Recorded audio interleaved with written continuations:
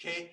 And so the blind man, Jesus is walking along, and the blind man cries out to him, and the crowd's initial reaction is to tell him to shut up because, well, he's a blind man. We don't want this blind man bothering Jesus. But then Jesus turns around, says, what do you want? He heals him. And of course, what ends up happening? The crowd then joins in praising Jesus, and it's amazing. They're like, yeah, because they know in their minds, Jesus is here to free us from oppression, from the oppressor. This blind man in our culture would be seen as the oppressed. And so here we see he's being free of oppression, okay? And so in light of that, keep in mind, and this is, we're going to jump over, I just want everyone to look at Ecclesiastes 4:1. I don't even know if I spelled that right, but what else? If you go to Ecclesiastes 4:1, it gives you, when we read it, what the Jewish people probably have in mind when this is going on. Okay. Someone wants to read that? 4 verse 1. Mm-hmm.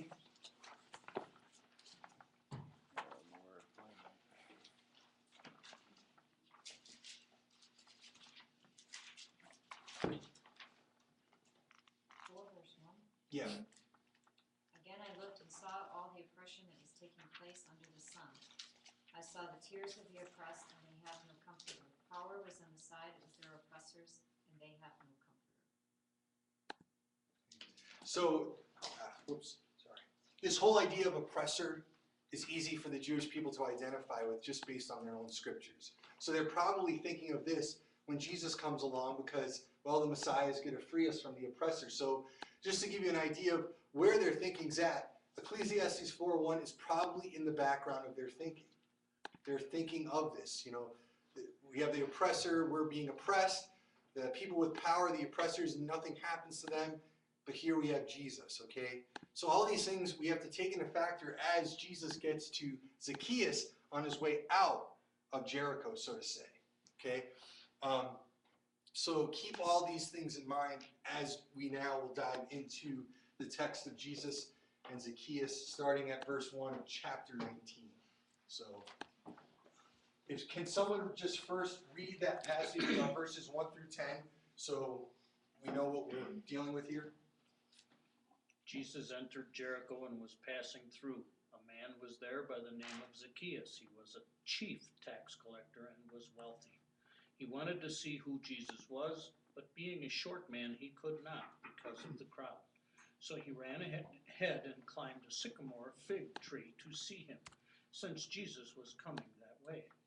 When Jesus reached the spot, he looked up and said to him, Zacchaeus, come down immediately. I must stay at your house tonight. So he came down at once and welcomed him gladly. All the people saw this and began to mutter, he was gone to the guest of a sinner. But Zacchaeus stood up and said to the Lord, look, Lord, here and now I give half of my possessions to the poor. And if I have cheated anyone out of anything, I will pay back 4 times the amount. Jesus said to him, today salvation has come to this house, because this man too is a son of Abraham. For the Son of Man came to seek and to save what was lost. Thank you, John. All right, so there's the scene. And what you have is first, before this, we have Jesus healing the blind man. Okay? And when is the blind man healed? The blind man's healed as Jesus is on his way into Jericho. And at this time, whenever someone important like a king or some type of noble person in Middle Eastern cultures, before they get to the town, usually the people know that they're coming. And so they'll run out miles ahead and greet them before they get to the town. So this is probably where the blind man was healed. So this is, blind man's healed before he gets to Jericho or on the way to Jericho. Now it says Jesus enters Jericho and he's got this crowd around him, and Zacchaeus, this tax collector, is there. And he finds out about this. But then what happens is Jesus is just walking through Jericho, and what does Zacchaeus do? He runs on ahead and gets into a tree, goes into a sycamore tree. And what's important about